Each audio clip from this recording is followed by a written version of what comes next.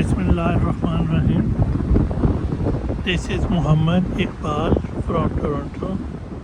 अस्सलाम वालेकुम। आज मंडे है और 27 मई है। जब ये अपलोड करूँगा मैं तो पाकिस्तान में ये 28 शुरू होगी। तो आज जनाब हम वही बात करते हैं यौम तकबीर पर। इस वक्त यहाँ आफ्टरनून है। ये दफ्तर के बाद मैं आ गया था यहाँ अपनी कॉफ़ी लेके, तो मैंने कहा यार चलो कॉफ़ी भी यूज़ इंजॉय करते हैं। साथ में मौसम अच्छा है तो मौसम को भी इंजॉय करते हैं। तो ये पाकिस्तान में ये जो यौम तकबीर का ड्रामा चल रहा है, इसकी मुझे कोई समझ नहीं लगती कि इसकी क्या सेंस है। किस बात पर फ़ख्र किया जा रहा है कि हम एटमी ताकत बन गए, क्या हमने अचीव कर लिया, क्या हमने कश्मीर को आज़ाद करवा दिया है, या फ़लस्तीन आज़ाद हो गया है, या फिर इसराइल के ऊपर प्रेशर है कि नौ इस्लामी आलम इस्लाम में एक एटमी क़ुव्वत है। मैं तो इस फ़लस्तीनियों की तरफ आँख उठा के भी नहीं देख सकता, वरना पाकिस्तान नाराज़ हो जाएगा। उसने तो 40,000 बंदे मार दिए हमारे, और अभी भी वो मार रहा है। तो ये यौम तकबीर क्यों मनाया जा रहा है? क्या वो डॉक्टर कदीर ख़ान रहमतुल्लाह अलैह को ख़राज तहसीन पेश करना है? तो फिर उसके लिए यौम तकबीर मनाने की क्या ज़रूरत है? तो हज़रत डॉक्टर कदीर रहमतुल्लाह अलैह की जो तारीख़ पैदाइश है उसके ऊपर सरकारी छुट्टी कर दें, तो उसको बनाएं, उनके ख़राज तहसीन पेश करें। एटमी क़ुव्वत का ये क्या तुक है कि जी हमने यौम तकबीर मनाना है। 28 फरवरी को हमने धमाके किए थे। हाँ, एक बड़ी वजह हो सकती थी कि 28 फरवरी का पाकिस्तान और 28 फरवरी के बाद का पाकिस्तान, अब तो कई 20-40 साल हो गए हैं, तो अब उनमें हमने क्या चेंज कर दिया मुल्क को। होना क्या चाहिए था, जो कि एक ताकतवर मुल्क, जो एक समझदार मुल्क है, तरक्की याफ्ता मुल्क है, जहाँ सिस्टम होता है, वो क्या करते अगर उनके यहाँ 28 फरवरी होता कि 28 फरवरी का एटमी धमाके किस तरह हुए, किसने किया, वो एक फजूल बहस है। अवामी प्रेशर ने एटमी धमाके करवा दिए, सबको मजबूर करके, ठीक हो गया।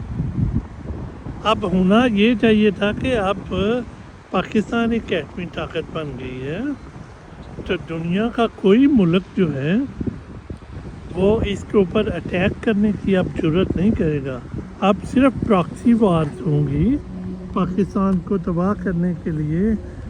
मुआशी तौर पे जो मुआशी दहशत गर्दी है या हथकंडे हैं वो यूज़ किए जाएंगे, या ये जो प्रॉक्सी वार्स होती है दहशत गर्दी की, वो यूज़ की जाएंगी पाकिस्तान में अनरेस्ट और पॉलिटिकल और इकनॉमिक इंस्टेबिलिटी कायम करके। तो वो किया जा सके।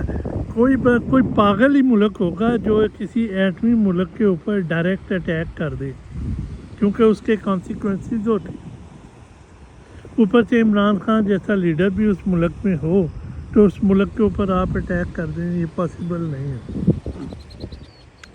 तो होना ये चाहिए था कि जनाब अब हम बेफिक्र हो गए हैं उससे। दूसरी जंगें जो वो हम लड़ेंगे, वो हम पहले भी लड़ने में बड़े माहिर रहे हैं। उसके कि अफ़गानिस्तान में जो जंग हुई थी, रूस और अमेरिका की जंग हुई थी, जिसमें पाकिस्तान ने पैसे ले के वो जंग लड़ी थी, तो उसमें इनको ट्रेनिंग भी मिल गई थी। तो वो ट्रेनिंग काफ़ी थी हमारी जो गुरिल्ला वारफेयर के लिए। तो होना ये चाहिए था कि पाकिस्तान अपना 50% जो है डिफेंस बजट فوج کم کر دیتا، ڈیفینس بجٹ کم کر دیتا، اور کچھ جو پیسہ بچتا اس میں سے باقی ماندہ بچت جو فوجی ہے، آدھی فوج جو رہ جاتی، ان کو وہ ماڈرنائزیشن پہ پیسے لگا دیتا. جیسے اسرائیل نے ماڈرنائز اپنی آرمی کی ہوئی ہے ویسے پاکستان کر دیتا. ٹھیک ہے، اور باقی جو پیسے بچتے ہیں وہ سارا بندہ پاکستان اپنی تعلیمی ایمرجنسی اور معاشی ایمرجنسی لگا کر ان پہ لگا دیتا.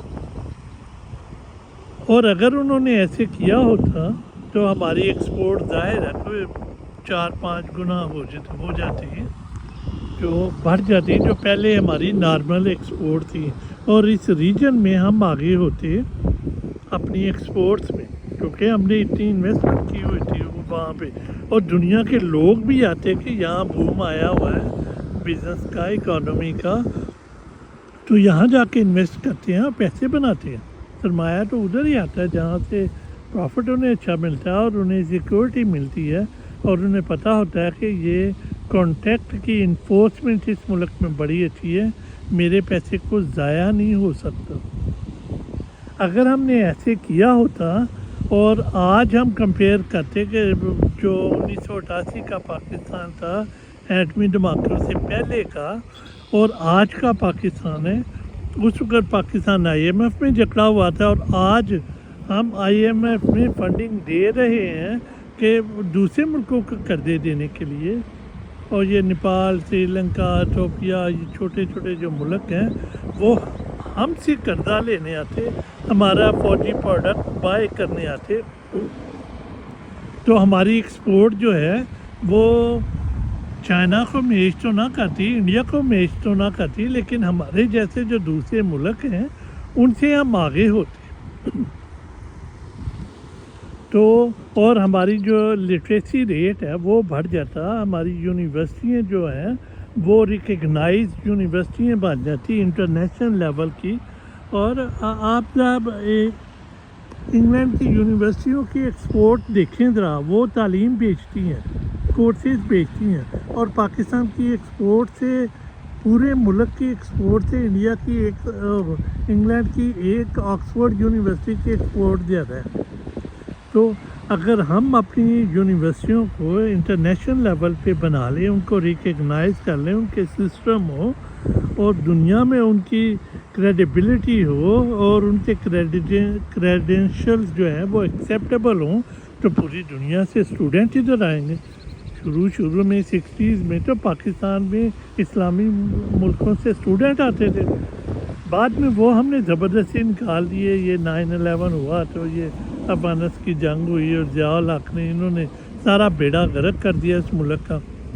اگر تو ہم نے ایسے اچیو کیا ہوتا تو پھر بالکل حق تھا ہمارا، ہم یوم تکبیر مناتے. ٹھیک ہے نا؟ لیکن ہوا کیا ہے؟ ہوا تو یہ ہے کہ فوج بے غم ہو گئی کہ جناب اب ہم نے جنگ سے لڑنی کوئی نہیں ہے، تو چلو ملک نو پہ جاؤ. ہاؤسنگ سوسائٹیاں، ڈیفینس سوسائٹیاں بنا کے پورے ملک کو پہلے سیکٹر میں ڈیوائڈ کیا، اس کو تقسیم کیا، اور ہر جگہ پہ اپنا سیکٹر کمانڈر بٹھا دیا، اور پوری انتظامیہ کو مفلوج کر کے رکھ دیا. حکم سارا جو چلے گا وہ سیکٹر کمانڈر کا چلے گا. اس علاقے کی انتظامیہ، سیاسی فیصلے، عدالتی فیصلے سارے بھاڑ میں جائیں، کوئی دقت نہیں ہے. جس کو دل کرے اٹھا لو، جس کو دل کرے بٹھا لو.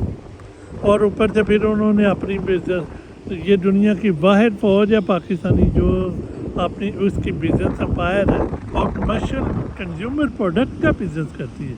فوج نے اگر بزنس کرنا ہے تو بالکل کرے، لیکن اپنے دفاعی پروڈکٹ میں کھڑے، نئے پروڈکٹ بنائے، جہاز بنائے، طیارے بنائے، ٹینک بنائے، اپنے دفاعی پروڈکٹ بنائے، اور ان میں وہ جو ہے ان کو دوسرے ملکوں میں ایکسپورٹ کرے، اور اس کی ایکسپیریمنٹ کرے، ان کو ماڈرنائز کرے، اور ان کی سروسز پرووائڈ کرے، دنیا کو پرووائڈ کرے جیسے دنیا کی. لیکن وہ سارا کچھ کرے گی فوج सियासी हुकूमत के हुक्म के मुताबिक इंडिपेंडेंट कुछ नहीं कर सकते, ठीक है जी। लेकिन फ़ौज ने यहाँ सीमेंट की फैक्ट्री, सीमेंट इंडस्ट्री पे भी कब्जा कर लिया, अस्करी बैंक भी बन गए, ठीक है, जहाज़ भी बन गई, एयरलाइनें भी बन गई, बिस्कुट बनाने भी शुरू कर दिए। हर कंज्यूमर प्रोडक्ट में अब कंज्यूमर प्रोडक्ट की जो कंपनियाँ हैं और उन कंपनियों के मुताबिक एक company chief of army staff की भी हो, जो फ़ौज की भी हो। अब देखो ज़री जनास में बीज भी, अब बीजों में भी इन्होंने अपना काम शुरू कर दिया।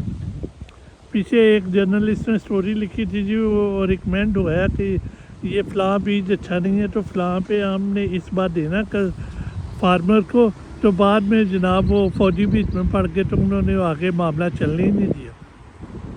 तो ये सारा मामला है। तो फ़ायदा पाकिस्तान की एटमी क़ुव्वत होने का फ़ायदा जो है वो पाकिस्तान की फ़ौज ने उठा लिया, पाकिस्तान के जर्नलों ने उठा लिया। उन्होंने पाकिस्तान पे कब्ज़ा मजबूत कर लिया, अपनी फ़ौजी बिजनेस एम्पायर बहुत बड़ी खड़ी कर ली और अपनी बेनिफिट बहुत ज़्यादा ले लिए सारे। तो जो फ़ायदा पाकिस्तान की आवाम को पहुंचना चाहिए था, इस्लामी रियासत को पहुंचना चाहिए था, और वो रियासत अपने पाँव पे खड़े होके वर्ल्ड स्टेज पर अपना किरदार अदा करती, तो वो किरदार जो है वो तो नहीं हुआ। हम तो अभी भी रुल रहे हैं IMF के पास।